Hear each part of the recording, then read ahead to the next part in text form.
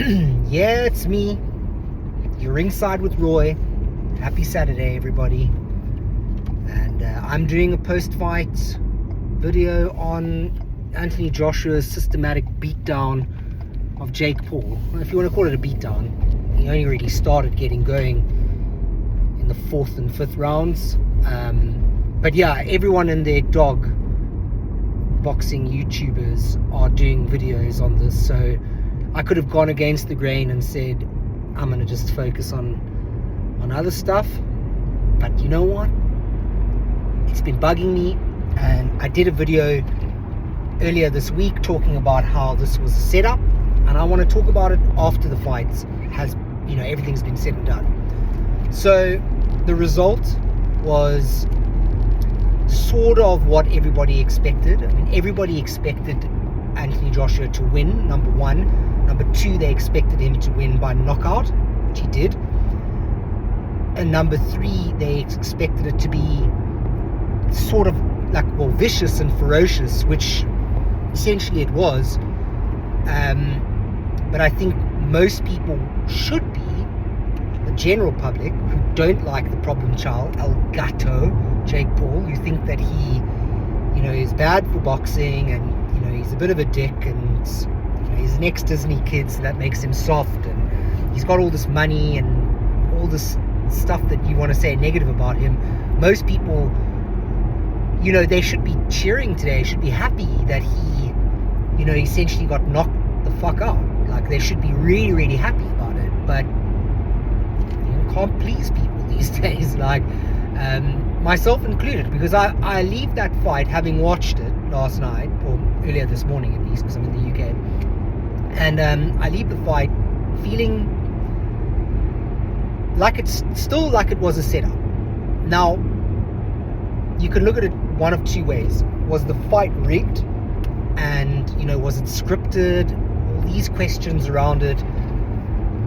I mean, it's hard to say, because naturally, if you look at the fight, most people would think this is a two-time heavyweight world champion, Olympic gold medalist, 245 pounds of pure muscle, who is an athlete who has shown before that he is capable of some devastating power, versus a guy who's mostly fought non-boxers and has only been in the sport for 5 years.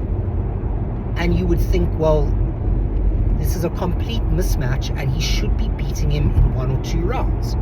Now, there's two things to be said about that, because that would be why people would say, oh, it was scripted, he was supposed to carry him, he said he would allow to be knocked out. Jake Paul, I mean, who actually signs a contract saying that they will throw a fight and allow themselves to be knocked out? I don't know. But I do think there was pressure on Anthony Joshua, to perform, and what went against him was the fact it was a 22-foot by 22-foot ring, and it gave Jake Paul just the opportunity to move, to circle, to run, to get on his bike, whatever you want to call it. But he basically moved out of the way for the first few rounds, and he did throw. To his credit, he did throw. In total, he threw 56 punches, and he landed 16 in 6 rounds. So, whatever you want to say, I think that's pretty good against Anthony Joshua based on his experience. Anthony Joshua threw 146 punches, landed 48, I think.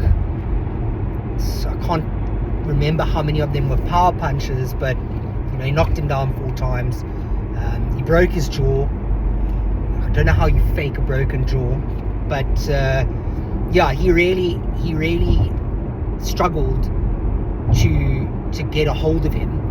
But he does say in his post-fight commentary that, or post-fight comments, interview with TalkSport, and he was like, I promised him that I would carry him and I would break him down, and I wanted to see his soul leaving his body, and make him quit or knock him out, and he kind of did a mixture of both.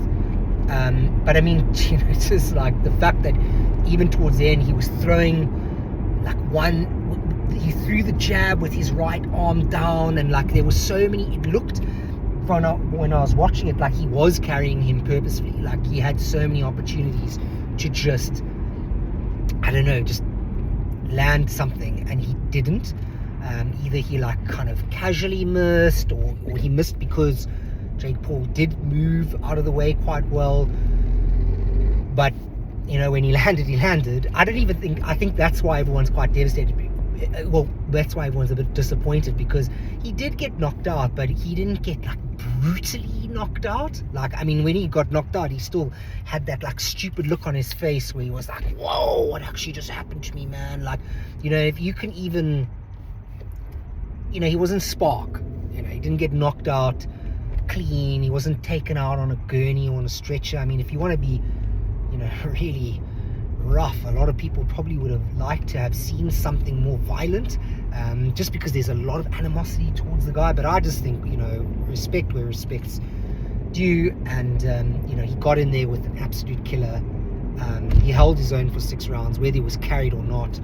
And you know, if he chooses to continue his career in boxing, I think he'll have a lot of confidence. If he has a really badly broken jaw, it's going to need a lot of time out. Like, a broken jaw is a terrible injury to sustain as a boxer, and I think psychologically it's pretty bad.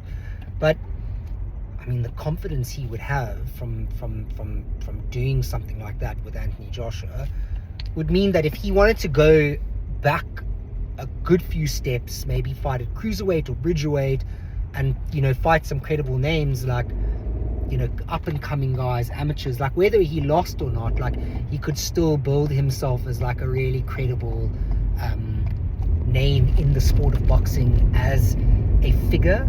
You know, you could do, I've just changed lanes into a lane that merges back into our lane, so that was dumb. People are not happy. Anyway, yeah, if he wants to continue, you know, he can do that, and he probably make a lot more money, and do a lot of good for the sport, because he has done, I will say, he's done a lot for women's boxing, so respect. I mean, Chief Support, Alicia Baumgartner, you know, he's done a lot for Amanda Serrano, you know, he promoted the Katie Taylor fights. Like, it's just, you know, it's good for women's boxing. It's really, really good, and, you know, credit to him for doing that. But yeah, I think it was just a exhibition of Anthony Joshua. It was an opportunity to roll Anthony Joshua out, maybe to the general public in America, to get him known, to get him in on the, you know, the front of people's minds, but to show him off to the top brass, to the white collars, you know, to the executives. Like, I think they're all talking about how it was a great success because now the executives at Netflix love him, and he carried himself so well, and he's, you know, he's shown his marketability in the States. And it just means that what I was saying in the previous video was, this is an appetizer. This is the starter to what is essentially a huge build-up and a massive fight between himself and Tyson Fury. No one wants to see Tyson Fury fight Alexander Usyk again. Nobody wants to see Anthony Joshua fight Alexander Usyk again. They want to see them fight each other. You know, I would like to see Anthony Joshua fight a few other people. Daniel Dubois for one. There's a few more that would be quite good. I wouldn't mind him against, you know, Dillian White again. That's just me. I think that's a good fight for the two of them. Just a barn burner.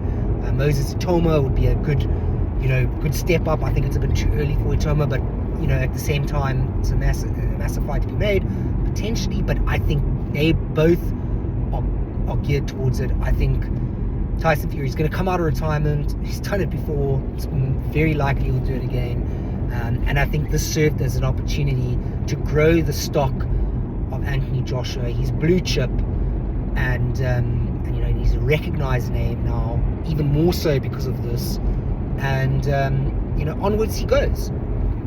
And I really think that that this fight does some serious numbers, and it's an amazing fight for British boxing fans around the world now, because, you know, both men are known. And and it's great for the two of them to almost like the swan song of their careers. Anyway, like this video, subscribe to the channel if you want to hear more from me, and comment whether you agree or disagree. I love doing these, so I'm going to keep it up. Anyways, have a great Saturday, everybody. All the best.